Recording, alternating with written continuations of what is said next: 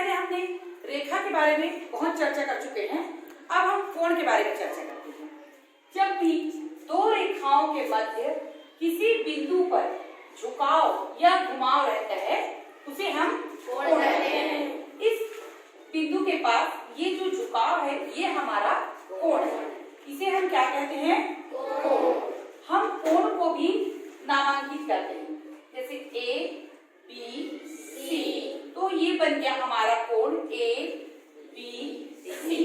अब मैं आपसे एक सवाल पूछती हूँ कि क्या ये भी एक कोण है? हाँ। ये कोण है? यस।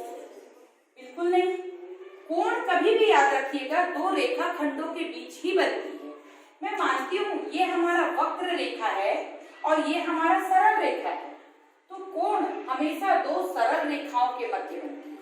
यदि वक्र रेखाओं के बीच कोण बने तो वह कोण नहीं कहलाता। दो रेखा मतलब सरल रेखा या दो रेखा खंडों के बीच किसी बिंदु पर घुमाव या झुकाव को ही हम कोण कहते हैं। अब हम इसके माध्यम से समझते हैं कोणों का वर्गीकरण। यहाँ पर देखना बेटा, जब हम कोण की शुरुआत 0 अंश से करते हैं तो जब कोण हमारा 0 होता है तो वो हमारा कहलाता है शून्य कोण।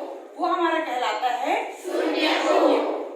और जब कोण हमारा शून्य कोण से आगे बढ़ते हुए 0 से अधिक पर 90 अंश से कम होता है तो वो हमारा कहलाता है न्यून कोण। 0 से अधिक पर 90 अंश से कम तब वो हमारा बन जाता है न्यून कोण। हम यहीं पर देखते हैं जब हमारा कोण 0 से अधिक और 90 अंश से कम होता है तो न्यून कोण बन जाता है। पर जब ठीक 90 अंश का रहता है तब वह हमारा कहलाता है समकोण। तब वह हमारा क्या कहलाता है? समकोण। और यहीं पर जब हमारा कोण 90 अंश से अधिक आगे बढ़ जाता है और 90 अंश से अधिक होकर के 180 अंश से कम रहता है तब वह हमारा कहलाता है अधिक कोण। तब वह हमारा क्या कहलाता है? अधिक कोण। इसके बाद हम आपको बता रहे हैं, पर जब हमारा कोण सब यहाँ से 0 से लेके 80 अंश तक 180 अंश तक पहुँचता है तो अब वह बन जाता है सरल कोण। तब वह क्या बन जाता है? सरल कोण। सरल कोण। फिर जब हम सरल कोण से आगे बढ़ते हैं, जब हमारा कोण 180 अंश से अधिक और 360 अंश से कम होता है तब वह कहलाता है प्रतिवर्ती कोण। और जब हमारा ये पूरा 0 से लेकर के घूमते हुए कंप्लीट एक चक्कर लगाकर यहाँ वापस पहुँचता है तो ये हमारा कहलाता है संपूर्ण कोण। अब हम आपको दो कोण के बारे में और बताएंगे। एक है पूरक कोण और दूसरा है समपूरक कोण। जब हमारा कोई दो कोण को मिला के 90 अंश बनता है, जैसे कि हमारा एक कोण 40 अंश है तो दूसरा कोण 50 अंश होगा और दोनों मिलाकर 90 अंश बनेंगे, तब यह कहलाता है समपूरक कोण। इसका मतलब यह कोण और यह कोण दोनों एक दूसरे के पूरक हैं। दोनों एक दूसरे के पूरक हैं। यह हमारा कहलाता है पूरक कोण।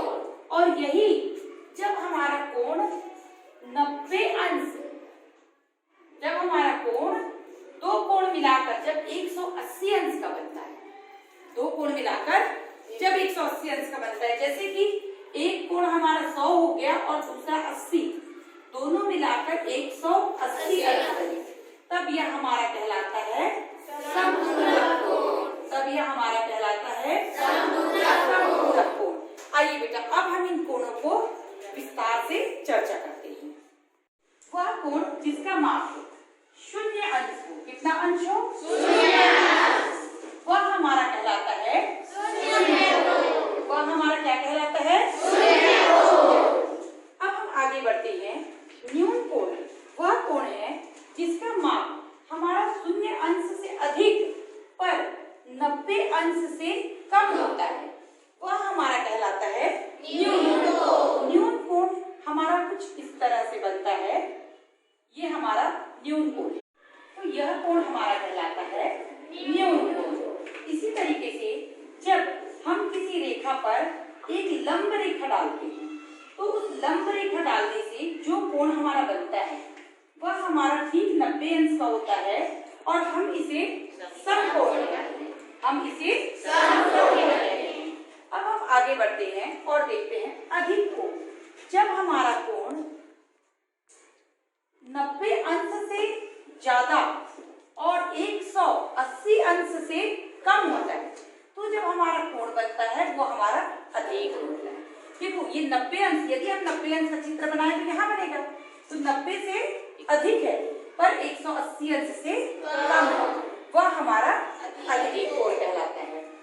जब हमारा कोण बराबर 180 अंश का होता है तब वो हमारा कहलाता है सरल कोण। वो हमारा कहलाता है सरल कोण। हम प्रतिवर्ती कोण किसे कहते हैं? जब हमारा कोण 180 अंश से अधिक पर 360 अंश से कम बनता है, जैसे कुछ इस तरह, तो ये हमारा कहलाता है प्रतिवर्ती कोण।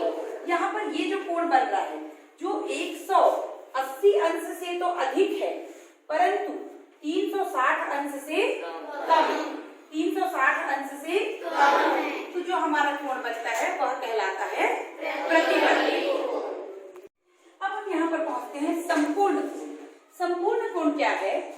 जब हमारा कोण शून्य से शुरू होकर के 360 अंश तक एक संपूर्ण चक्र लगा ले तब वह कहलाता है हमारा संपूर्ण कोण। संपूर्ण कोण हमेशा 360 अंश का होता है। इसके बाद हम पहुंचते हैं पूरक कोण। पूरक कोण क्या है? जैसे ये हमने एक कोण बनाया 90 अंश का, इसको हमने दो भाग में विभाजित कर दिया, एक ये कोण बना और एक ये ऊपर वाला कोण बना।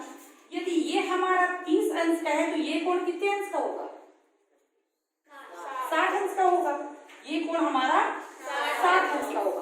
तो इस तरह से दो कोण एक दूसरे के पूरक तब कहलाते हैं जब दोनों का योगफल 90 अंश हो। यहाँ पर ये जो दोनों कोण बन रहे हैं 30 और 60 अंश के, ये एक दूसरे के पूरक हैं। इसी तरह संपूरक कोण कब कहलाते हैं? थोड़ा ध्यान से सुनिएगा। जब दो कोण का योगफल, दो कोणों का योगफल, जैसे हमने मान लिया ये हमारा 130 अंश है और ये हमारा 50 अंश है, दोनों मिला के 180 अंश हो रहा है।